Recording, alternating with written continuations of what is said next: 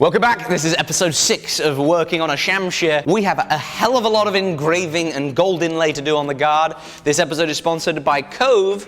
Let's get straight to it. First step's cleaning up all the undercuts. They're a little rough.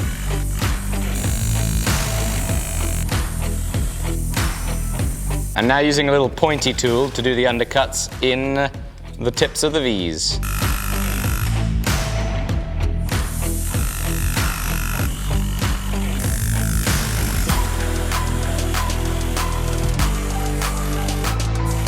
As you can see, our channel is nice up until this point here, where all of a sudden it widens out a huge amount.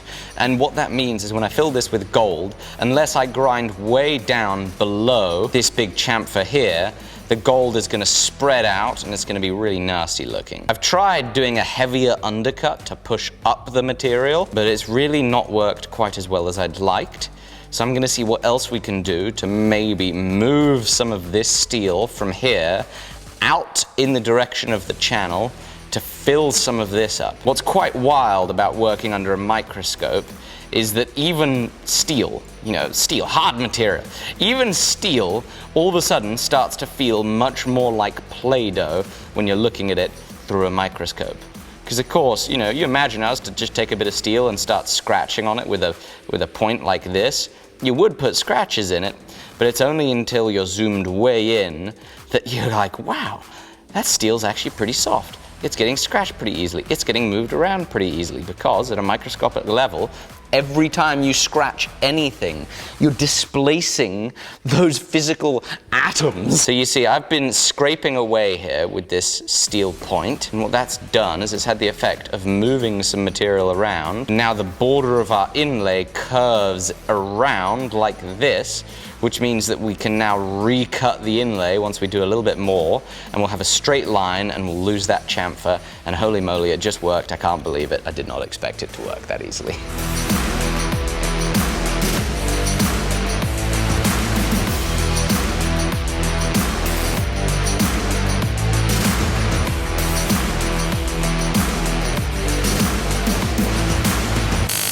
Oh, hello. I didn't see or hear you there, because I've been wearing my Cove 101N headphones, and they are sponsoring this episode. These bad mama jammers are bloody good. I've had them for over a year. They've got a 30-foot Bluetooth range. You get 200 hours of standby time, up to 12 hours of music and carefree calling, audiobooks, or podcasts. And the best thing is the incredible active noise cancellation, which is especially useful when in the workshop every day you're joined by somebody like Jamie, and you just can't get him to shut up. I'm joking, actually. Jamie's very pleasant. We have a lot of fun in the workshop. The sound quality is excellent and on the right type of task here in the workshop, such as engraving at the microscope or outside of the workshop when I'm at the gym. These are perfect. If you go to coveaudio.com/steel67, you can get over 67% off these headphones or any other Cove product. So please go, check the link down below, get yourself a pair. Let's get back to engraving.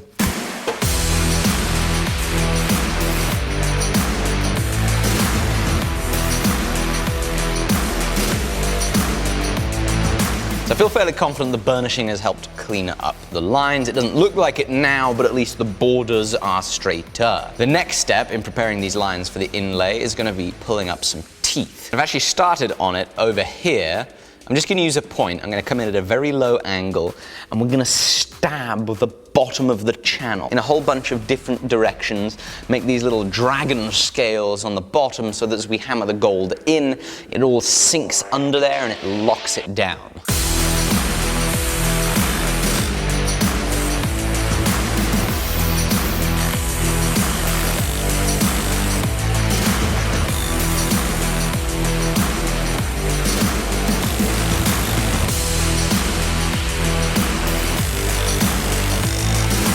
I'm starting to feel motion sickness from engraving, which is really funny because I don't get seasick, but the microscope kind of moving around, it's just a little bit, the workpiece moving, I'm starting to feel queasy. Border's done. I'm gonna puke. This was the absolute simplest part of this entire design. Just one line with undercuts. I think we need a little break from staring down the microscope tubes. Why don't we have a look at this sword blade? Just went to the bathroom and had a pee. And I got back and suddenly realized I actually really don't want to grind this blade at all. You know how, when you're growing up, you think, oh, if I listen to an audio presentation on a subject or an audiobook, I will get smarter in my sleep. Omelette du fromage. Omelette du fromage. What? Cheese omelette? So I'm wondering, because these belt grinders are so good, maybe it will grind itself. Just having a look at the practice piece that I made last week, the one that looks like trash. I've got to do a lot better. Wish me luck.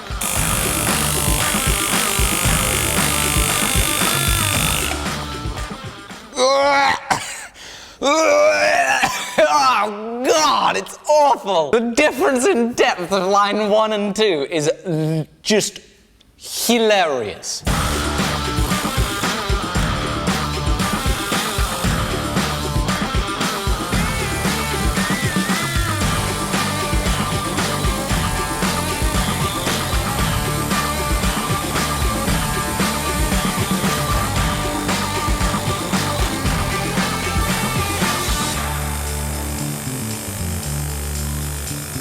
The border of 1/4, or a little less than 1/4, has been cut. So I cut that first quarter with the 120-degree graver. The downside to it is because it has that bigger angle, you're not getting much depth into the material for the width of the line that's created. So let's try experimenting, which is probably a bad idea when you're on the final piece, but let's try using a 90-degree graver, because the downside to that 120 is that line is so wide, and this design is very intricate, and I wonder whether it'll be easier with a narrower graver.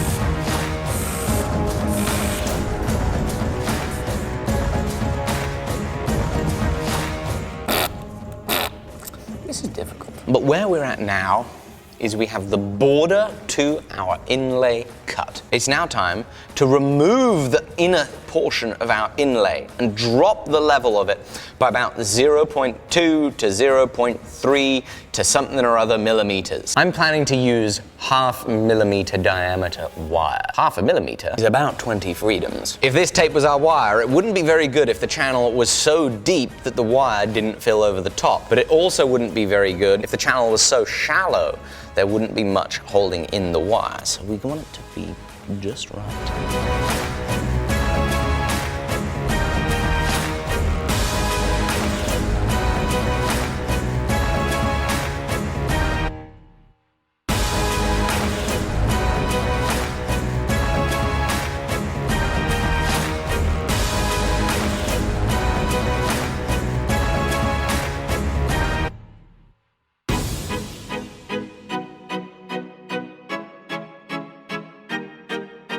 So while I've been here engraving all day, Jamie, behind the scenes, has been working on a recently failed project, the scooter. The trouble with the scooter is it had no power and it didn't work. What have you been doing today? So I've stripped the carb all apart, took it all apart, stripped it all down, cleaned it out, new spark plug, and I've also adjusted the fuel screw on the carb so it lets more air and fuel in together.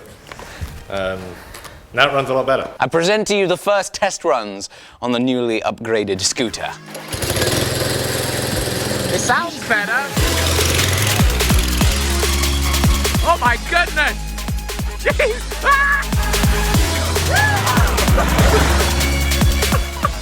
That thing is a death machine. She's got power! Yes! Yes!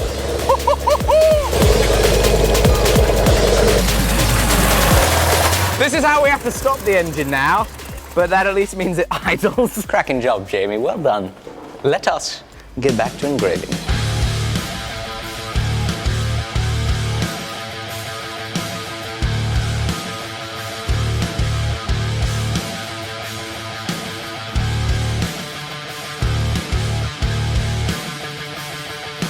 Just today, in removing background, I have learned a ton because in just 40 minutes, I've already done all of that. That took me hours to do that side. I went in with this little ongletti shaped thing with a really thick heel. Then I cleaned it up with this chisel. So now I'm gonna do the bit that you missed from the last one, which is I'm gonna take a flat bottomed punch and I'm gonna use this to flatten off the entire surface by just hammering it down. It won't hardly take us long at all. This has been a really fun few days in the workshop. I love the process of doing bench work like this.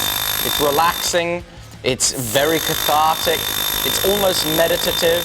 Sometimes it's stressful and you want to pull your own eyes out, but sometimes it's not. Just needs a little bit more flattening and some undercuts and we'll be almost halfway there. Thank you for watching. Please go to coveaudio.com/Steele67. Get yourself more than 60% off your pair of Cove headphones. Thank you very much for sponsoring us, Cove. See you later. Bye-bye.